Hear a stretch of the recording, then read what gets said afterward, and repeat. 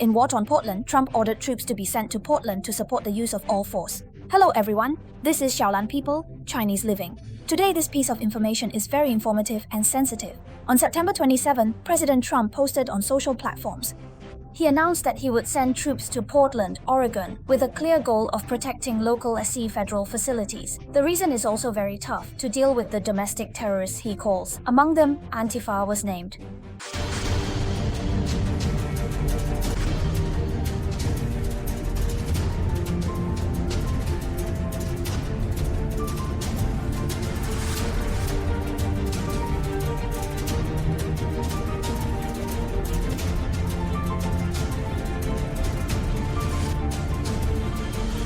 He used one word, war devastated, and wrote that he authorized the use of full force if necessary. Note that this is the framework of the president's original words, and the person he instructed is Defense Secretary Pete Hegseth, a controversial and tough minister. What was the reaction on one side? The governor of Oregon opposed it at the first time, and so did the new mayor of Portland. Their statement is very straightforward. There is no need for federal troops, no rebellion, no national security threat, and urban order. We can manage it ourselves. So what's going on in Portland? The focus is around the C office point. In the past few months, there have been protests and sporadic conflicts. Law enforcement has used tear gas and rubber bombs, but the overall violent crime data has dropped again in the first half of this year, and the number of homicides has dropped sharply year on year. This is the trend given by police and industry reports. This creates a narrative conflict. The narrative at the federal level is that cities are besieged by extremists, federal facilities are attacked, and troops need to be sent to protect the federation. The narrative at the local level is that there are protests, but not to the extent of sending troops. The city is recovering. Don't burn the fire more and more vigorous. Then there are three questions that are relevant to you and me. First, who to send? Is it the National Guard or an active duty unit? Is it someone from Homeland Security? Or is it a federal police officer from the Justice Department? Currently, the White House's statement lacks detail, and the Pentagon hasn't clarified either. Deployment specifics will impact the legal basis and enforcement boundaries. US law restricts military use for routine law enforcement unless specific authorization applies. Earlier this year, the president deployed troops in Los Angeles, leading to a federal judge ruling the act illegal.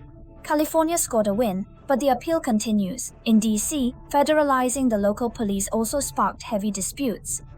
If Portland sees further federal escalation, legal conflicts are bound to deepen. Does troop deployment quell violence, or does it amplify clashes and trigger broader mobilization?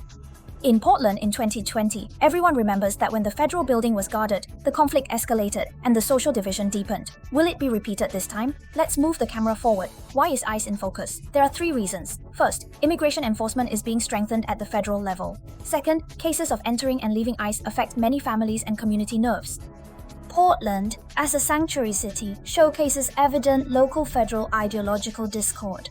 Beyond this, public safety remains a growing concern with rising homelessness and drug issues. The fentanyl crisis that began in 2020 saw policy adjustments by 2024.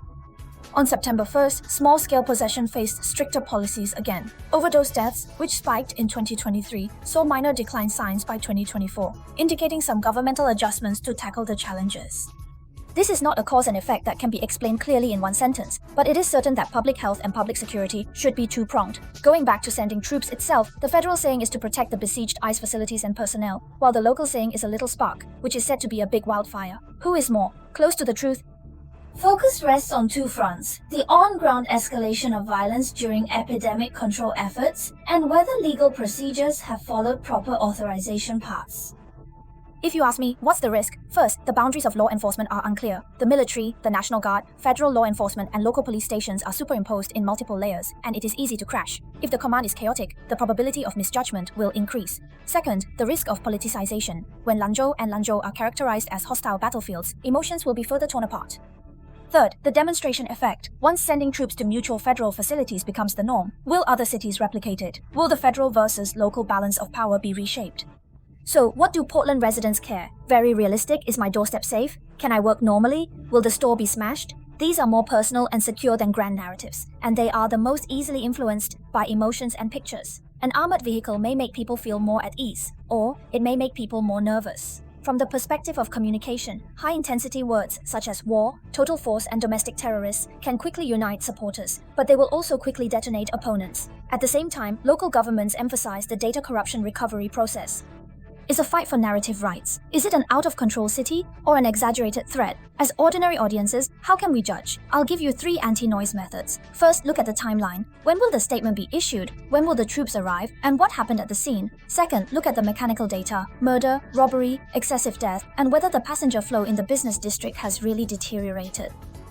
Key legal actions include injunction possibilities, administrative orders, and conquest lawsuits, all instrumental to grounding the issue in facts rather than rhetoric. Finally, let's talk about a deeper point. Public security and order are of course important, but the tearing in American cities is not only in the streets, but also in structural problems such as housing, drugs, mental health, employment, and persuasion. Driving troops into cities is a sharp knife, but truly stopping bleeding depends on long-term public policy and community governance. Without these underlying repairs, no matter how strong the iron fist is, it can only be a painkiller. To sum it up, the president announced that he would send troops. Portland was tough and fired, and the local government was firmly opposed, arguing that it was not needed and illegal. The rebellion in Los Angeles is ahead, and the storm in Washington is still burning. Portland became the next litmus test. This is a triple pull of power, trend, and law. In the next few weeks, the key is to see whether the 3-point troops really land. Is there an escalation occurring on site? Is the court on a red light? What do you think? Does sending troops restore order or add fuel to the fire? Chat in the comment area, and welcome to forward it to friends in Portland and the West Coast so that more people can hear different voices.